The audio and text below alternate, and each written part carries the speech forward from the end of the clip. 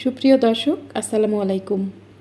আজ আমি আপনাদের রাজকীয় স্বাদে ডিমের কুরমা রান্না করে দেখাবো। এই ডিমের কুরমাটি খেতে এতটাই মজার হয়, আপনি যদি আমার পুরো রেসিপি ফলো করে বাসায় একবার ট্রাই করেন, দেখবেন বাসার ছোট বড় সবাই এটি খেতে খুবই পছন্দ করবে এবং এই ডিমের কুরমাটি সবাই বারবার খেতে চাইবে। আপনারা এই ডিমের কুরমা পোলাও, বিরিয়ানি যে কোনো কিছুর সাথে সার্ভ করতে পারেন। আশা করছি আজকের এই রেসিপিটিও আপনাদের সবার কাছে খুবই ভালো লাগবে। চলুন তাহলে রেসিপিটি দেখে নেওয়া যাক। এই কোরমাটি রান্না করার জন্য আমি এখানে কয়েকটি সেদ্ধ করা ডিম নিয়েছি।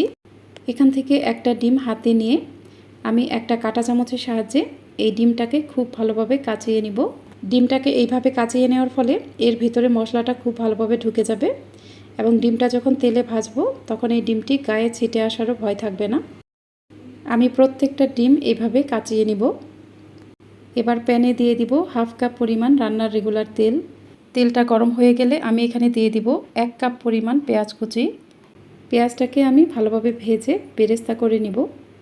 পেঁয়াজটাকে আমি অনবরত নেড়ে চেড়ে ভেজে নেব। পেঁয়াজটা যখন এরকম বাদামি কালার হতে থাকবে তখন আমি চুলাটা অফ করে দিব। আমি পেঁয়াজটা অনবরত নাড়তে থাকব। এটা যখন একদম বাদামি কালার হয়ে যাবে তখন আমি বেরেস্তাগুলো উঠিয়ে নেব।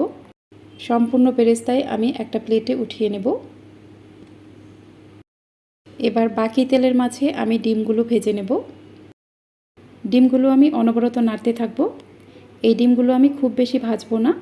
ডিমগুলো যখন এরকম হালকা ভাজা হয়ে যাবে তখন আমি এগুলো উঠিয়ে নেব।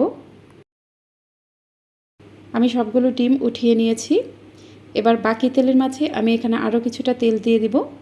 এরপর আমি এখানে দিয়ে দিব 1 টেবিল চামচ পরিমাণ ঘি। আপনাদের হাতের কাছে যদি ঘি না থাকে তাহলে না দিলেও চলবে। এবার আমি এখানে কিছু আস্ত গরম মশলা দিয়ে দিব।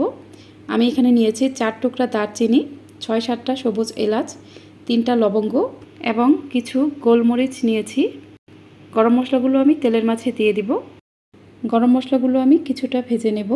গরম মশলাগুলো কিছুটা ভেজে নেওয়ার পর আমি এখানে খুবই অল্প পরিমাণে পেঁয়াজ কুচি দিয়ে দিব। পেঁয়াজ কুচিটা আমি হালকা করে ভেজে নেব।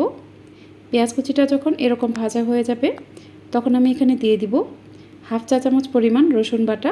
এরপর আমি এখানে উঁচু করে 1 চা চামচ পরিমাণ আদা বাটা দিয়ে দিব। এরপর দিয়ে দিব 3 টেবিল চামচ পরিমাণ পেঁয়াজ বাটা। এবার আমি এই মশলাগুলো খুব ভালোভাবে কষিয়ে নেব যেন এগুলোর কাঁচা গন্ধ চলে যায়। এই মশলাগুলো যখন ভালোভাবে কষানো হয়ে যাবে তখন আমি এখানে দিয়ে দিব 1 চা চামচ পরিমাণ মরিচের গুঁড়া। এরপর আমি এখানে দিয়ে দিব হাফ চা চামচের থেকেও একটু কম পরিমাণ জিরার গুঁড়া। এরপর আমি এখানে দিয়ে দিব হাফ কাপ পরিমাণ টক দই। এই টক দইটা আমার ঘরেই তৈরি। এরপর আমি এখানে স্বাদ অনুযায়ী লবণ দিয়ে দিব। এরপর আমি এখানে দিয়ে দিব 3 টেবিল চামচ পরিমাণ বাদাম বাটা। আমি এখানে 15 থেকে 16টার মতো কাঠবাদাম ভালোভাবে পেস্ট করে নিয়েছি। এবার সব কিছুই আমি খুব ভালোভাবে নেড়ে চেড়ে মিশিয়ে নেব এবং এই মশলাটা খুব ভালোভাবে কষিয়ে নেব। এই মশলাটা কিন্তু অবশ্যই ভালোভাবে কষিয়ে নিতে হবে। মশলাটা ভালোভাবে কষিয়ে নেওয়ার জন্য আমি এখানে কিছুটা দুধ দিয়ে দিব। আমি দুধ দিয়ে এই মশলাটা ভালোভাবে কষিয়ে নেব। এই কোরমা রান্নায় আমি কিন্তু কোনো পানি ব্যবহার করব না। পুরোটা রান্নায় আমি এখানে দুধ দিয়েই করব। মশলাটা আমি ভালোভাবে কষিয়ে নিয়েছি। যখন দেখবেন মশলাটা এরকম স্মুথ হয়ে গেছে এবং মশলা থেকে অনেকটা তেল বের হয়ে আসছে তখন বুঝবেন এটা কষানো হয়ে গেছে। আমি একটা চামচের সাহায্যে আপনাদের দেখিয়ে দিচ্ছি এই মশলাটা কতটা স্মুথ হবে। এখন আমি এই মশলার মাঝে দিয়ে দিব কিছু আস্ত কাঁচামরিচ। কাঁচামরিচগুলো দেওয়ার পর আমি মশলাটা খুব ভালোভাবে নেড়ে চেড়ে নিব। এরপর আমি এখানে ভেজে নেওয়া ডিমগুলো দিয়ে দিব। এই ডিমগুলো আমি মশলার সাথে কিছুক্ষণ নেড়ে চেড়ে নিব। দর্শক, আপনাদের কাছে আমার একটা অনুরোধ, যারা এখনও আমার চ্যানেলটি সাবস্ক্রাইব করেননি তারা প্লিজ আমার চ্যানেলটি সাবস্ক্রাইব করে দিবেন। আর যারা অলরেডি চ্যানেলটি সাবস্ক্রাইব করেছেন তাদেরকে অসংখ্য অসংখ্য ধন্যবাদ। ডিমগুলো মশলার সাথে কিছুক্ষণ ভেজে নেওয়ার পর আমি এখানে দুধ দিয়ে দিব। আমি এখানে 2 গ্লাসের মতো দুধ দিয়ে দিলাম। এখানে আমি গরুর দুধ নিয়েছি। দুধটাকে জাল দিয়ে তারপর ঠান্ডা করে নিয়েছি। আপনাদের হাতের কাছে যদি গরুর দুধ না থাকে তাহলে আপনারা গুঁড়া দুধটাও পানির সাথে মিশিয়ে তারপর দিয়ে দিতে পারেন। এবার আমি প্যানটা ঢাকনা দিয়ে ঢেকে দিব। কিছুক্ষণ পর ঢাকনাটা খুলে নিব। আমি এটা ভালোভাবে নেড়ে চেড়ে দিব যেন নিচে লেগে না যায়।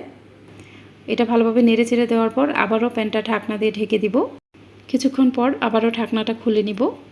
এই ঝোলটা কিন্তু অনেকটাই ঘন হয়ে গেছে। এ পর্যায়ে আমি এখানে কিছুটা চিনি দিয়ে দিব এবং লবণটা চেক করে নিব।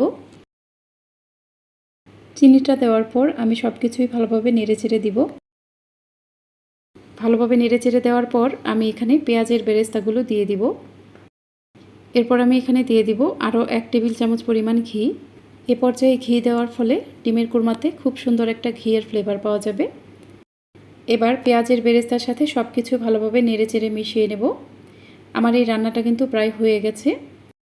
কোরমাটা আমি একটু নেড়েচেড়ে দেওয়ার পর প্যানটা চুলা থেকে নামিয়ে ফেলব। দেখুন ডিমের কোরমাটা দেখতে কতটা লোভনীয় হয়েছে।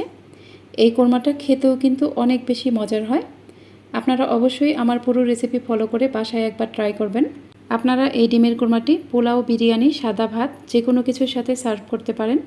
আশা করছি আমার আজকের এই লোভনীয় স্বাদের ডিমের কুরমার রেসিপিটিও আপনাদের সবার কাছে খুবই ভালো লেগেছে। যদি ভালো লাগে তাহলে অবশ্যই আমার চ্যানেলটি সাবস্ক্রাইব করে পাশে থাকা বেল আইকনটি প্রেস করে দিবেন। আর যারা এই ভিডিওটি ফেসবুক থেকে দেখছেন তারা আমার ফেসবুক পেজটিকে লাইক ও ফলো দিয়ে রাখবেন। আজ এ পর্যন্তই। এরপর আবারও হাজির হব নতুন কোনো রেসিপি নিয়ে। সেই পর্যন্ত সবাই ভালো থাকবেন। আল্লাহ হাফেজ।